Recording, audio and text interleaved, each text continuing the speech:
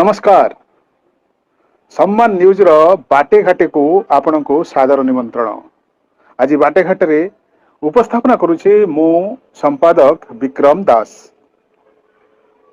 Channel को like share और subscribe करने को दर्शक बंधु मान को विनम्र अनुरोध। साइड रे थिबा बेल बटन को नोटिफिकेशन। नमस्कार, सम्मान न्यूज रो बाटे घाटे को स्वागत। आज बाटेघाटर उपस्थापन रे मु संपादक विक्रम दास। बांग्लादेश सेना बाहिनी दुई फाड़, गृह युद्धर आशंका। बांग्लादेश परिस्थिति अणायत, आगकू बड़ किछि घटिपारे। बांग्लादेश रे सृष्टि विशृंखला परिस्थिति सुधीरबार ना गंध धरु नाही, बरं दिनकू दिन परिस्थिति अधिक उग्र और उत्तेजक होई चलिछि। एपरि समय रे खबर प्रकाश पाइछि जे नुआ सरकार एक अपरिणामदर्शी निष्पत्ति कारण कुआडे बांग्लादेश रे सेना बाहिनी वस्तुत दुई भाग में विभक्त होइछि। सेना बाहिनीर गोटे पक्ष नुआ सरकार सपक्ष रे थिला बेले अपर पक्षटी पूर्वतन प्रधानमंत्री शेख हासिना वाजेद को समर्थन करुछन्ति। फल देश में गृह युद्ध आरंभर आशंका प्रकाश पाइछि। शेख हासिना सरकार को हटाइबा परे वर्तमान मोहम्मद यूनुस नेतृत्व में बांग्लादेश रे एक मध्यवर्ती सरकार चली। यही समय मध्य नुआ सरकार एक निष्पत्ति जो बांग्लादेश सेना रे विभाजन होइछि। यही कारण देश में गृह युद्धर आशंका वृद्धि पाइछि।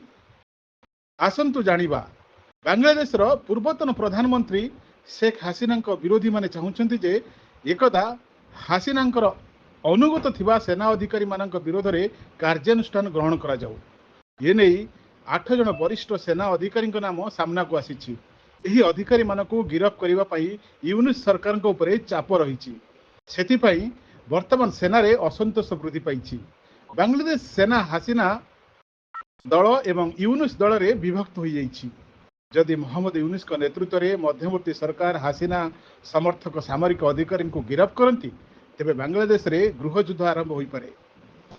गणमाध्यम रिपोर्ट अनुसार हासिना निकटवर्ती अधिकारी माने जो माने सेना रे वरिष्ठ पदवी रे अछंती एपरी परिस्थिति रे सेमाने विद्रोह मध्य करि पारंती। यदि सही अधिकारी माने विद्रोह करती तेबे बांग्लादेश रे गृह युद्ध आरंभ होबो बोली कुआ जाउछि। एपरी समय रे बांग्लादेश रो संख्यालघु हिंदू माने बांग्लादेश रो विभाजन करा जाई एक पृथक हिंदू राष्ट्र गठन करने को दाबी करिसंती। हिंदू मानकर यही अभिनव दाबी फल सेठाकर नुआ सरकार बड़ चिंतार पड़ जाइछन्ति। उल्लेखयोग्य जे बांग्लादेश रे हासिना सरकार विरुद्ध में विद्रोही होई हासिना देश छाड़िबा परे सेठारे कट्टरपंथी तरफ हिंदू समुदाय उपरे प्रबल हिंसक आक्रमण होइछि। फल सेठारे हिंदू माने एबे एकजुट होई रास्ता को आसी यार घोर विरोध प्रदर्शन करिसंति। सेमाने रास्ता ऊपर को आसी हरे राम हरे कृष्ण नारा देउछन्ति। हिंदू मानकर एपरी एकता को देखि कट्टरपंथी माने शंकित होई पड़िछन्ति।